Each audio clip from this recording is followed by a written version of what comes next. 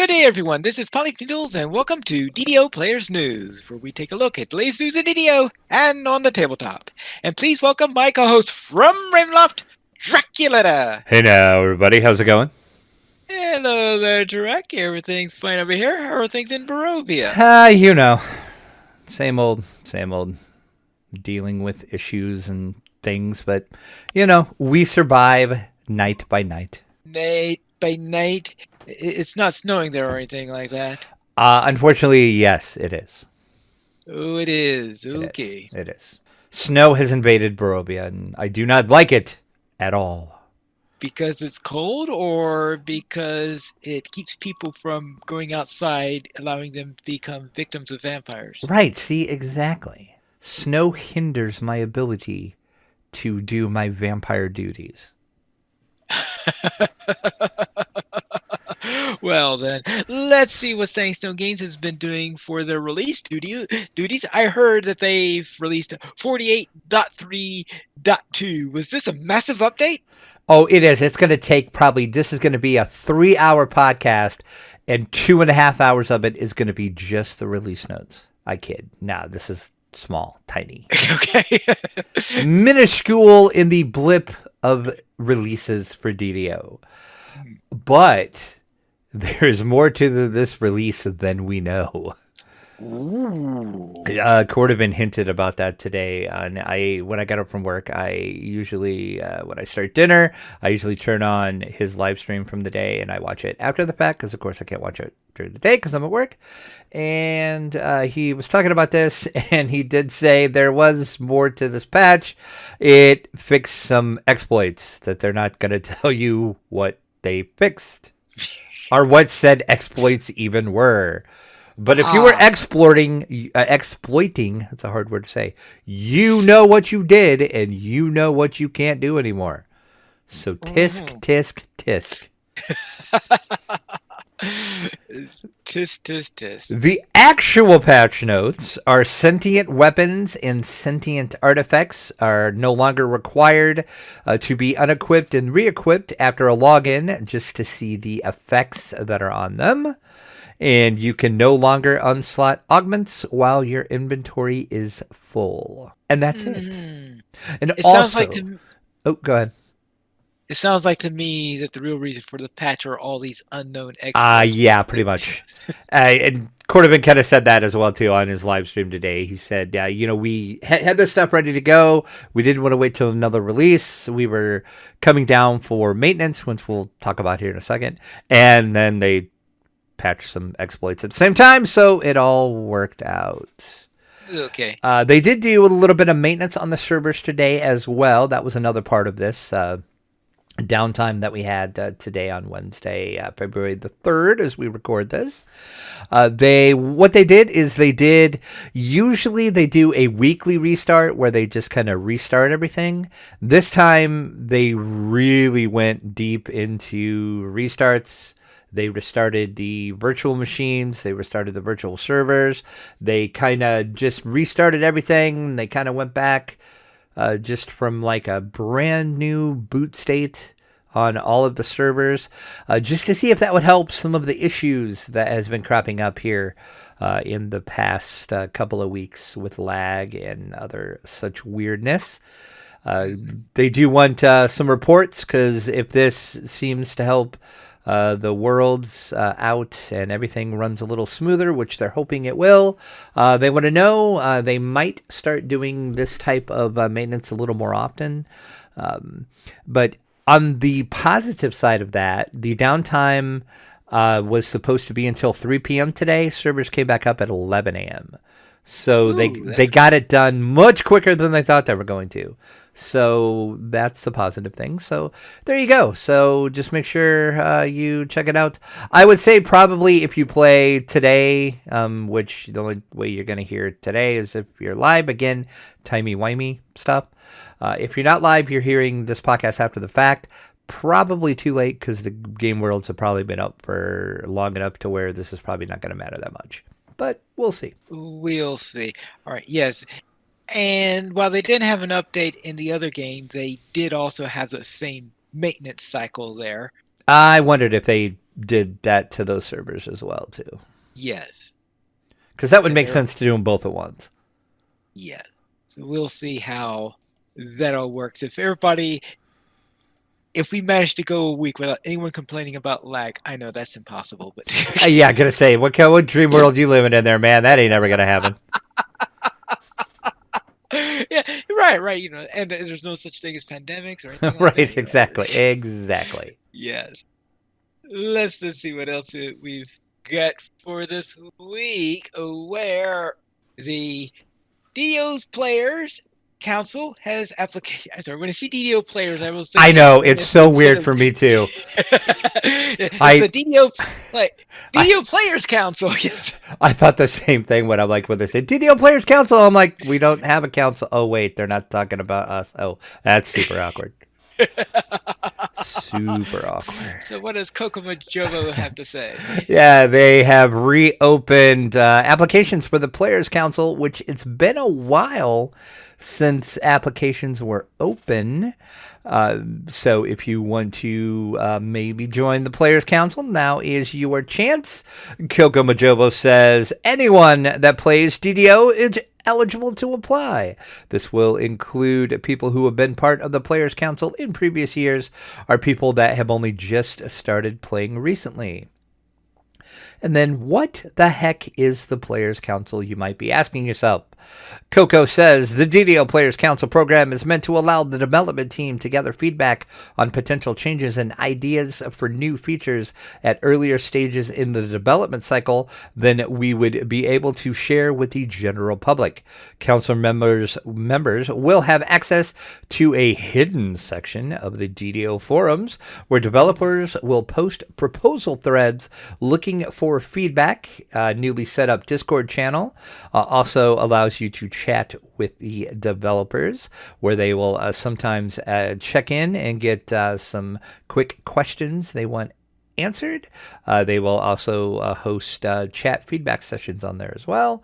And occasionally you will get access to an early developmental build on Lamania that will almost certainly be full of bugs, unfinished areas, and won't be so well balanced. So if you are accepted into this, remember, you're under an NDA. If you break the NDA, there will be consequences up to having your game account permanently banned. Not a good thing to happen. Exactly. He does go on to say that one of the larger misconceptions that they hear from people who haven't been on the council is the belief that this is a voting body. It is not, and it never has been. Participants don't decide on the schedule or represent the DDO community at large. They represent themselves, their personal opinion, and to some extent the kind of play style and subset of the community they gravitate towards. Gravitate. I cannot talk tonight. Towards. This is by design, he says. We don't do votes because the point isn't to get a majority opinion. Rather, it's to get a diverse and comprehensive feedback from a wide cross-section of the community, and we manage in a small group setting. So far, we've been pretty successful at that, and we hope it will continue into the future. So there you go. So there's a link over the show notes. You can go directly to the application and fill it out if you would like. If you're insane enough to play DDO at its buggiest. I think it would be kind of fun to do that, but I wouldn't want to join because my problem is I would probably not remember what I couldn't talk about. Well, that's a minor detail, yes. Yeah, because it's like, oh, hey, I saw the... Oh, wait, no. I mean, it's not like I don't deal with NDAs a lot anyway with tabletop companies, so I'm used to having an NDA, but I just think this would be super harder. So yeah, I don't think I'll be applying, but if you'd like to apply, good luck and give them some good positive feedback, and maybe you'll help change the game. Not going to be me because I don't want to get my game account banned, so there we go. Hey, but I heard on DDO players. Right, exactly. Drax said you're doing this. It's like, crap. Yeah, no. Bad, very Let's head to our DDO Chronicle issue 411. This must have some information in it. And, sorry. Well, it depends what you consider information, my friend. I was just saying about the issue number. Yes. Oh, I see what you did there now. Yes. Pine leap with the pun. Yes, it looks like that. Ooh, this looks like something from the last quest in the Feywild. It looks very Feywildish, that's for sure. The community spotlights, the official soundtrack to said Fables of the Feywild, now available to listen to over on the YouTube channel. So click over and check out the soundtrack, which is pretty good.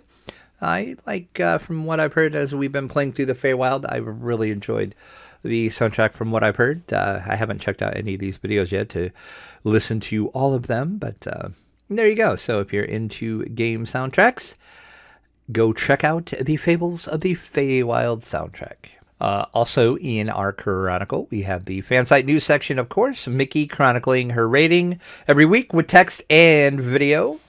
Latest blog post is over on Mickey's Delirium, so check out what she has been up to.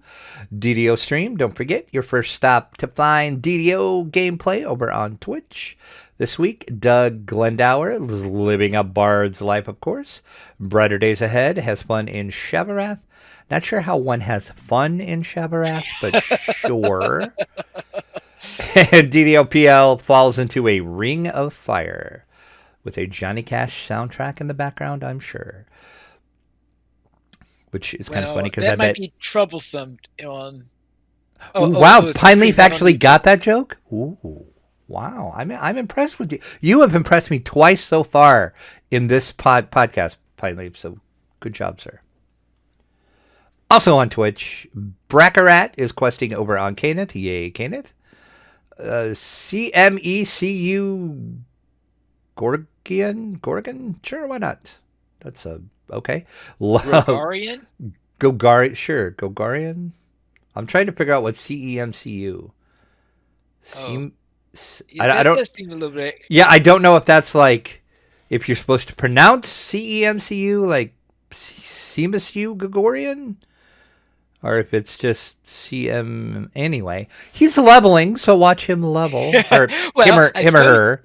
I suppose you could watch the video and then. I should probably do that. I will check that out and see if they ever pronounce their name. If I remember, I will do that, and next time they're in the Chronicle, I'll go, I know how to pronounce that because I watched one of their videos. And Samus Garobo, I know how to pronounce that, gets heroic over on Twitch. And, of course, YouTube, lots of players playing over on YouTube. Stream Time is making a Bear Druid. Axel is going over his main gear and his stats. And Planky is running an Alchemist Bombardier. Bombardier will do. Bombardier, sure. There you go. Words are hard. And we have our Chronicle comment, as we always do. Would you rather be one large character or 4 smaller characters that could move simultaneously? Well, seeing how incompetent I am in trying to control 4 characters at the same time, even if they do move simultaneously, I'll just prefer to be one. I guess just one. This is a really weird question this week. I would like to ask Cordovan, what were you doing that spurred this question on, sir? Like, I don't understand what this question is. I mean, usually they kind of make sense, but sure. And then we do have the screenshot of the week, as we always do. This is Night Rear, why not? Preaches upon a tall stump. Okay, I give up. Bathed in starlight. It's been a long time since we podcasted, and apparently I can't talk when we don't podcast. In the 495th DDO screenshot of the week. And that is from the aforementioned whatever I said his name was for this week's screenshot. You know, it's well established now on the 281st episode of the show. I just pronounce people's names wrong. So if you're new to the show, welcome to that. get used to it.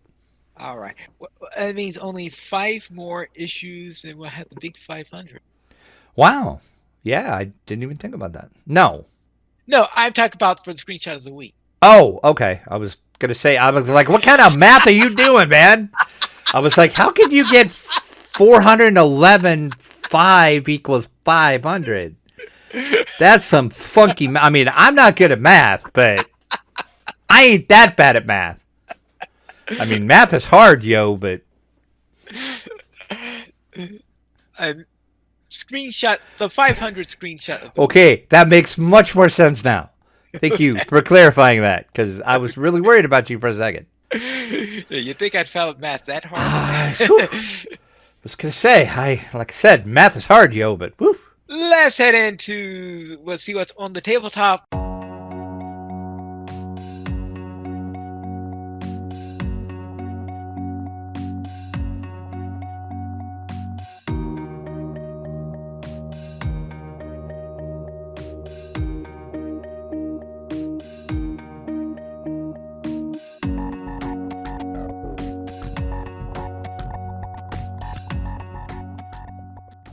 Where it looks like we are charting a course for some heroes.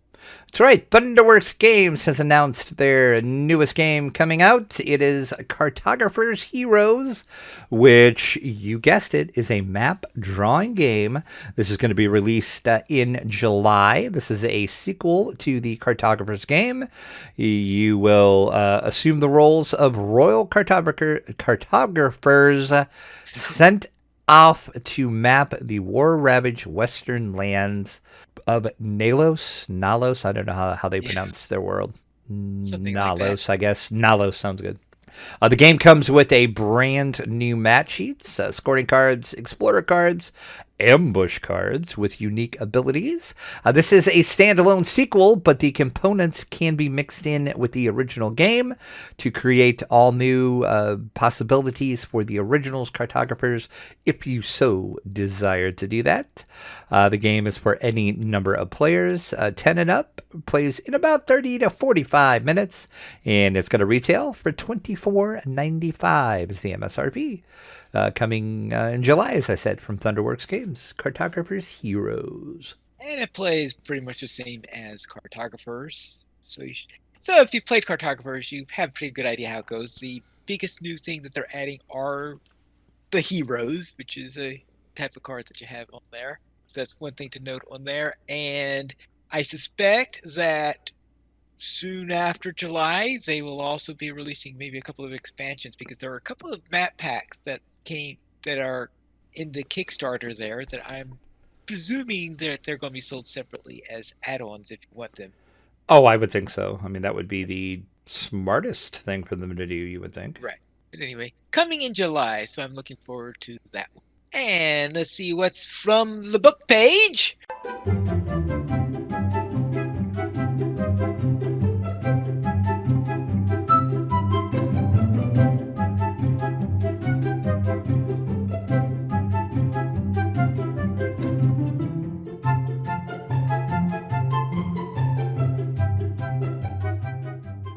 Where apparently Margaret Weis and Tracy Hickman are set to publish a new series based on classic Dragonlance, which sounds like may in some way be connected with a dropping of a lawsuit that we heard. Yes, I'm going to say, the Dragonlance saga continues. Yet another chapter. Oh, Dragonlance. Yes, we talked about, maybe 3-4 months ago, something like that, Tracy Hickman, Margaret Weis were suing WotC because they were supposed to do a new book series, and then WotC canceled it without any reason, and then it got ugly, and then they filed a $10 million lawsuit. They have kissed and make nice, apparently, because they have voluntarily dismissed that $10 million lawsuit against Wizards of the Coast. And with that dismissal, worked out the new set of books. We don't know a lot about it yet. They should be like a formal announcement a little bit later on. The first book is scheduled to come out later this year. Margaret Weis did say we couldn't be happier about returning to the world that we love. Dragonlance is what brought Tracy and I together so many years ago. We're thrilled to be able to do this for existing lovers of Kryn while bringing beloved characters to a new generation of readers. And Tracy Hickman added, "We credit the fans of Dragonlance for making this journey possible. We wrote this series out of our thanks to them for this amazing lifelong journey, and our wish is that they join us once more to the road to solace." So that's all we know. As I said, first book arriving later in 2021. It's going to be a 3-book series. That's about all we know. They like 3-book series, don't they? They do. That seems to be the Dragonlance way, I guess. So yeah. Dragonlance way. We can't write one book. It has to be a new trilogy. I just really would have liked to have been in on this conversations, because how do you go from "we're suing the heck out of you guys for $10 million" to "oh cool, we're just going to drop this and write 3 new books for you"? I'm like, I don't understand how you get from point A to point B, because that's a big gap to get over, I would say. So we'll see. I did reach out to Watsi for comments, and I got the big no comment. Yeah, exactly. Actually, I did get a no comment. I didn't even get the crickets. I figured I'd just get the crickets, but I did get the no comment. So there you go. Then let's head out into our weekend gaming.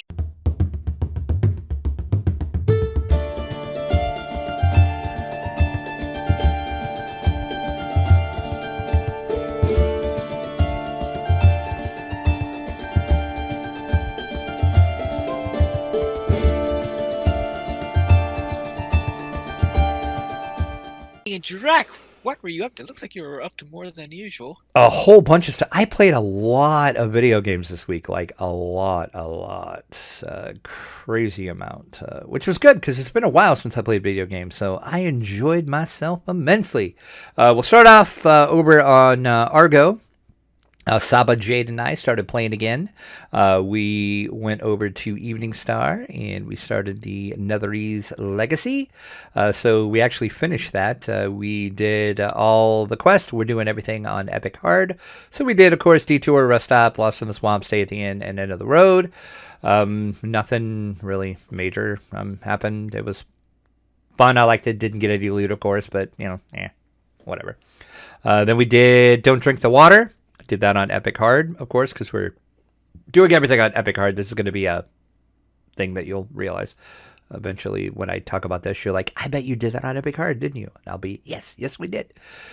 So we did Don't Drink the Water. It was fun killing that dragon. We killed that dragon like super easy. I was surprised at how easily we actually did dispatch of the dragon and Don't Drink the Water. I figured that end fight was going to be a little more epic, I should say, but we actually dispatched him pretty quickly. Then we decided we were going to jump over to Three Barrel Cove to try a Legend Revisited to see if we could get a Gibbers blade to drop. So we ran that. Spoiler alert, no Gibbers blade for either one of us. I was hoping at least Saba would get it. I mean, I knew I wasn't going to get it, but like the drop rate on that is like 1 in like a trillion to 1 or something like that. It's like it's a super dumb low drop rate. But so anyway, we'll probably try that a couple more times. Just maybe we'll get lucky and she'll get one. Like I said, I doubt I'll ever see a Gibbers, but it's cool. And then after that, we decided, as in the process of playing, we were getting lots of coins and keys. And we thought, hey, the festival's still going on, so let's jump in and do that and see if we have enough stuff to trade in. And so I had enough keys. I ended up just in the span of playing and doing all those quests, got like 8 keys, I think, 8 or 9, something like that. So I skated the course 8, 9 times, whichever it was. I didn't actually count, but it was something like that. And I actually ended up with enough stuff to where I got the red augment that I can add into one of my items now. So that was kind of cool. And then I had a bunch of bronze coins left over, so I decided I'm just going to get a bunch of cookies. So now I have a bunch of cookies. So I'm going to be eating cookies and see what happens. So if you haven't done the new festival, it's super easy. It's like I said, all you do is you just run quests. You get coins, you get keys from running quests. Then you go run the course. The course is super easy. If you fall off the course, it puts you right back at the beginning. There's no time limit. It's super easy. Some of the stuff like the cosmetics and the cosmetic pets takes like 100 coins. It takes a lot of coins. So I was like, ooh, that's a bit much. But it'd be simple to get those. So, I mean, I liked it. It was fun. And then over on Wayfinder, Rent and Tay and I decided, let's get the three amigos back together. Let's start playing again. And we decided, let's create new characters too, because why the heck not?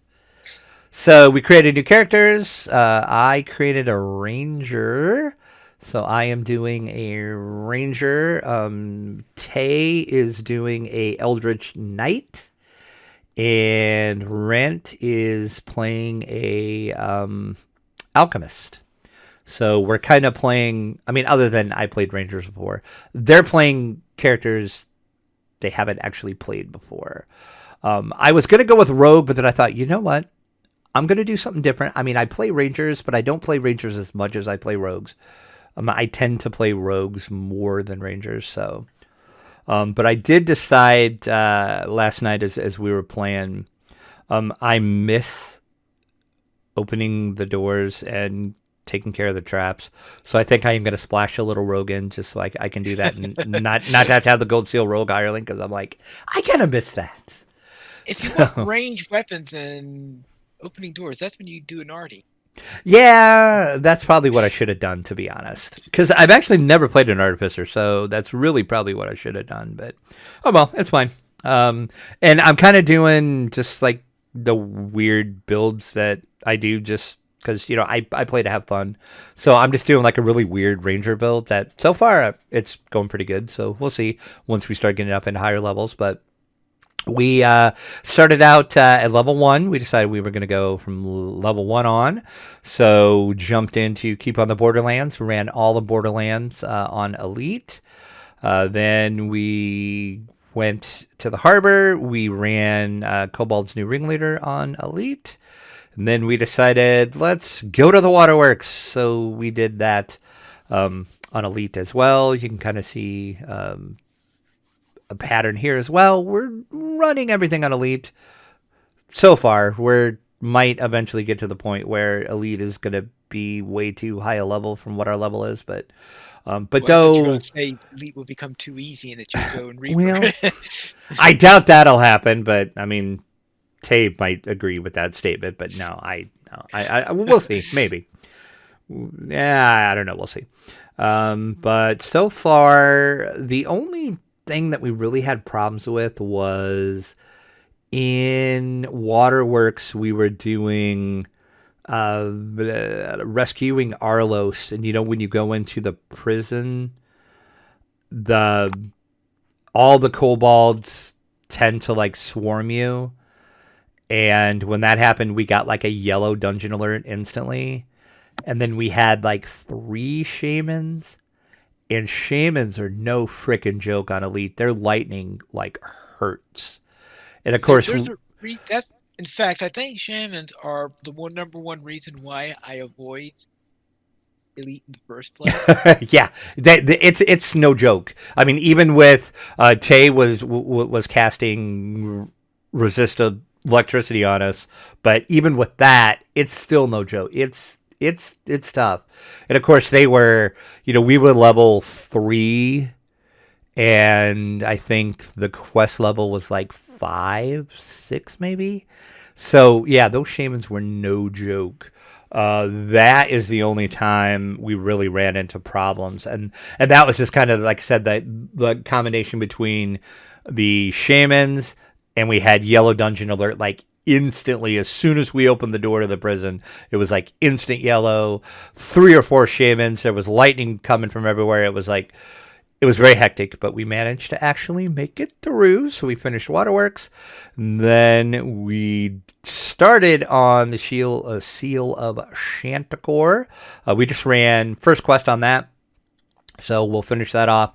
And then I don't know what we'll do next, but you'll hear about it next episode, I'm sure, if we play again. We're not sure how much we're playing, but so far we played twice in a week. So we'll see. I'm having so much fun. It's just so much fun. I just enjoy playing for fun, which is how I always play. It's just fun. And I kind of took a little, like, other than playing with you on Thursdays when we play, I kind of took a little break, hiatus, whatever you want to say, from DDO. The only time I've been playing is with you. I haven't been playing, solo, or I haven't been playing with anybody else. And then I kind of missed it a little bit. So it was fun to, like, create these new characters, go through all these old quests again. And then I'm having a lot of fun with Saba, because we're doing all these quests that, I've ran before, but I've never ran them on Epic Hard. So I can see how they're changed, how they're more difficult. I'm just enjoying myself a lot in DDO, which is the whole point, right? Then elsewhere outside of DDO, did play some tabletop. Played Unsolved Case Files, Harmony Ashcroft.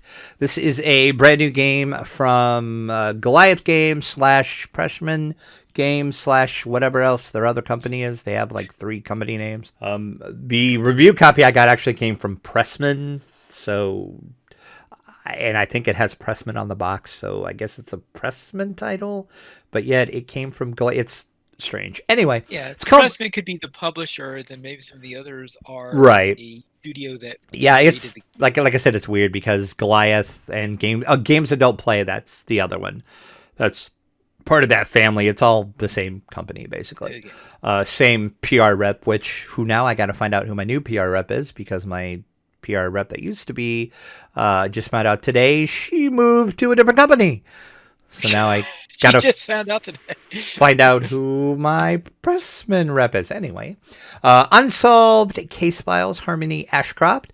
This is a unsolved case file that you are going through. It's a 20-year-old murder that you are trying to solve. There is 3 goals that you need to do. The first goal is you need to find enough evidence to prove that the person that's been in jail for 20 years actually did not commit the murder.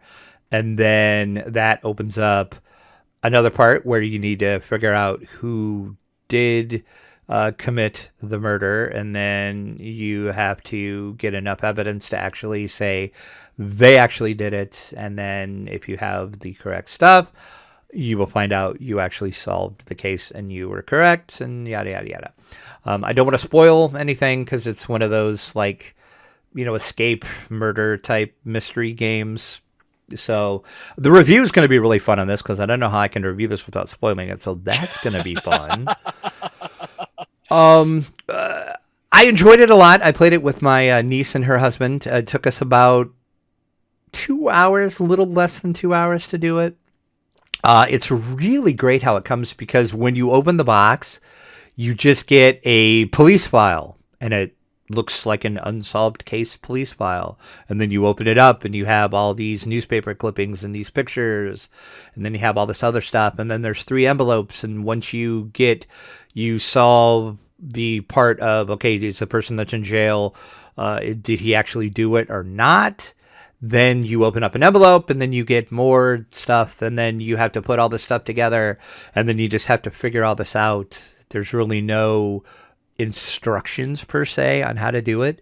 You just open it up and you start solving this case. And then once you actually think you have enough to solve your goal that you need to solve, you go to this website, and then you have to say, I'm using this piece of evidence and this piece of evidence to prove, that the person that's in jail did not commit the crime. And then if you get the 2 pieces of evidence right, If you figure out what links those two together and how it proves, he did or did not do it, you're right. And then you move on to 2, and then you do the same thing. So it's kind of interesting how it works out. It was fun. I really actually enjoyed it. It wasn't too difficult.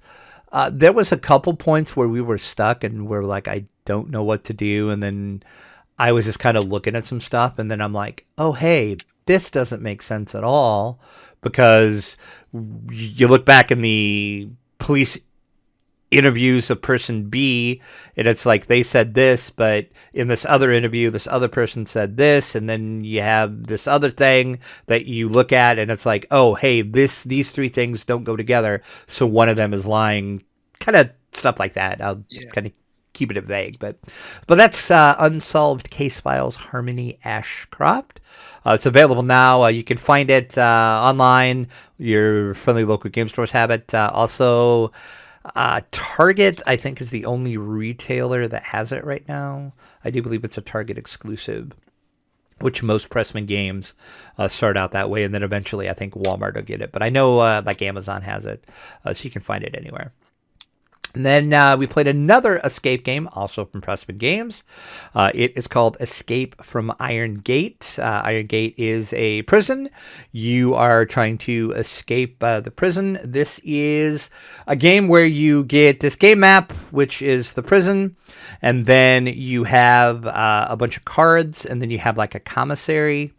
And you're trying to unlock all these gates to actually make your way out of section A into section B into section C into D, and then finally you get into the warden's office and then out the window.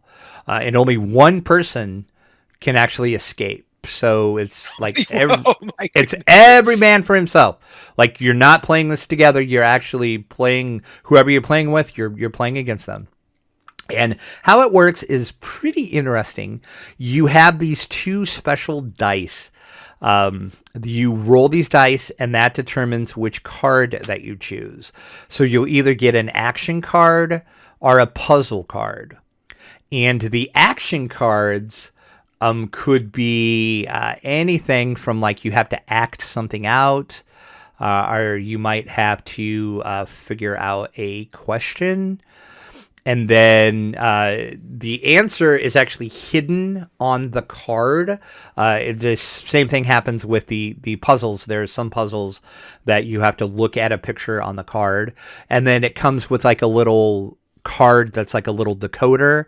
And it works kind of like if you're familiar with like a decoder ring or anything like that. You hold that decoder up to the card, and then the answer is revealed.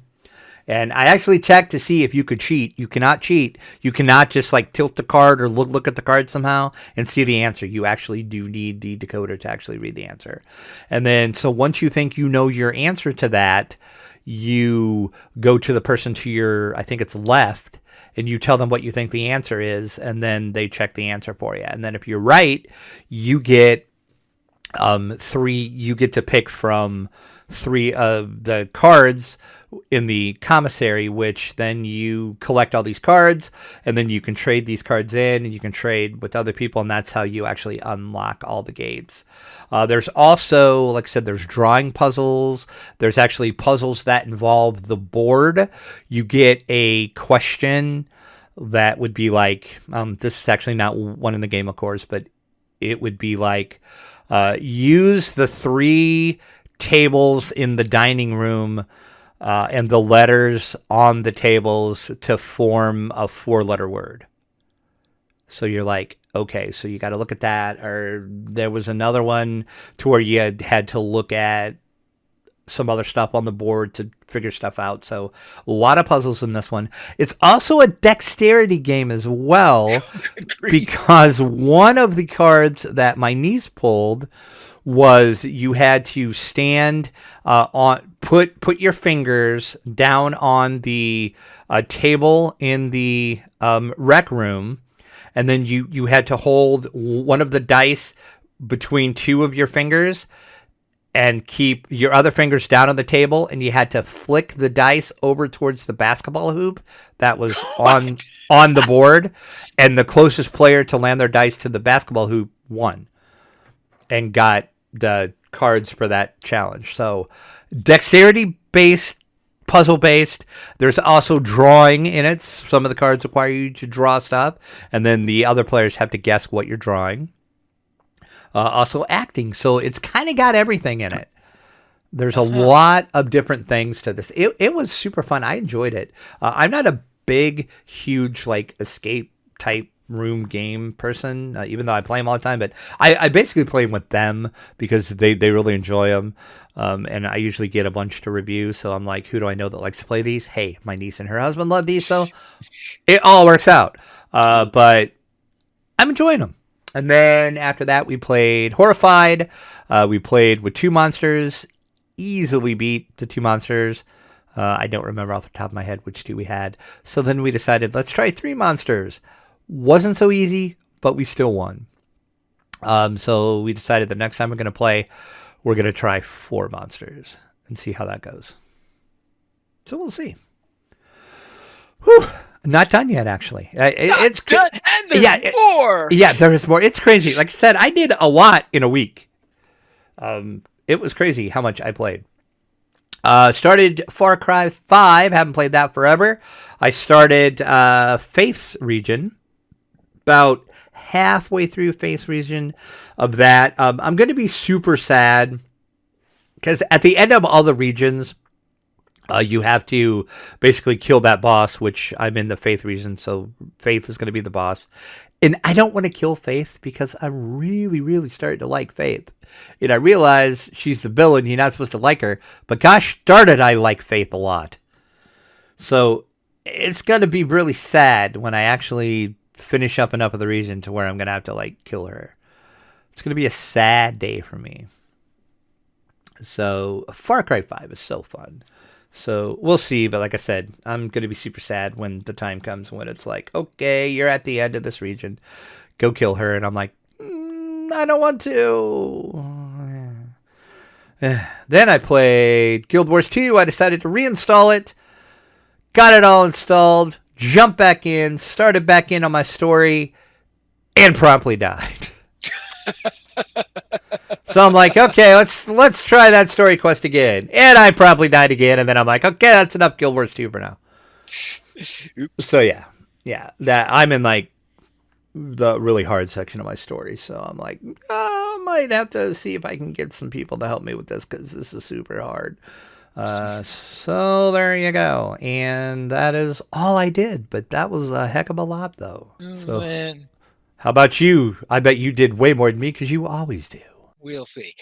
All right, we'll begin with DDO, where together I was running my Human Alchemist and you were running... I don't even remember what I'm playing, to be honest.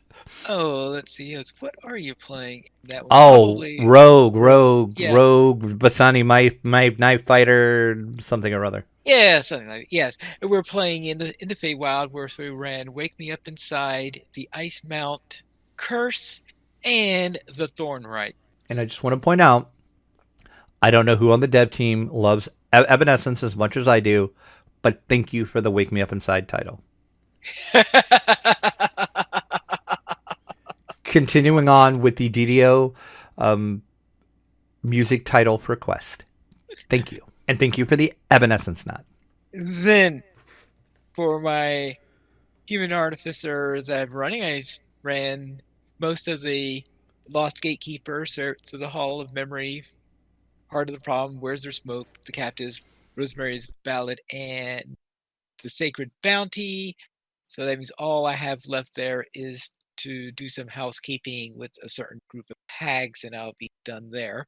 In Minecraft, since it's been a couple of weeks, I've ran the last 3 Mage Rage maps for January, and the last 2 of these, ooh, boy, did it take me a long time to find all of those items. Because in Mage Rage, the object is to find 9 items scattered all over the world, and on the last one, I needed to find a dark oak forest on week 5, and it took me forever to find a dark oak forest. It took me literally over 4 hours to get through that map. which is a pretty long time to do. Couldn't see the forest for the trees? Ba-da-bum. Okay, I'll shut up now. Thank you. Actually, no, I wasn't looking for a dark oak forest. No. Okay, sorry, take that. It wasn't a dark oak forest that was stymieing me. It was Badlands that was See, you stymieing just me. ruined my joke then. Yeah, sorry, Dang sorry. It was a bad thing to do, I guess. Then I also started the MHC challenge for February, which is called the Be Mine Challenge, and it's called that because we're supposed to the Valentine's theme a little bit in there because we need to collect all these flowers. At the same time, we also need to use these flowers in order to attract bees so that we can make honey blocks, so that we use honey blocks in creating a build. Then over on tabletop, first off, I played a great deal of Commands and Colors where I played a couple rounds of Battle Cry, then some Commands and Colors Tricorn, some Ancients, and 5 scenarios of Medieval, so I played quite a bit of CNC this month. Then I also played for a smaller game, Orchard. I played a couple rounds of that. Welcome to, I played Warfighter Modern, where I pulled out one of the old scenarios in there trying to Army of One is what it was called, where I had to be the last person in my squad, where I had to go and finish up the mission of blowing up a meetup hall by being run by the drug runners. So I took care of that. Then One Deck Dungeon, where I was playing the warrior. This year, one of the games I'm doing for my 10x10 is One Deck Dungeon, and I thought I'll be running a warrior campaign. Earlier this month, at the beginning of the month, I had a failed run against the dragon, so this time I reran the fight against the dragon, and this time I won, so I got through there. Rallyman GT, I ran a course from that for the monthly challenge there. Age of Civilization, I played around with that. Carcassonne, where I was playing the Carcassonne Island scenario for that, which is the solo version. Well, that's the unofficial solo version. And then Nations, the dice game. Then I also played some Civ 6 I did a solo run where I started a solo game playing Vietnam, which is the latest Civ that was just added for the January update. And then also the LPN group started a group run, and essentially is if we have the people who have a running game. So we already have a running game with the people that all showed up, then we resume a game that we played before, but usually so far whenever I've been there, it's always been a new game. So I was playing Greece, and I'm tucked away in the northeast corner there, and I have sort of all by my own, and everyone else is sort of in this lob in the middle.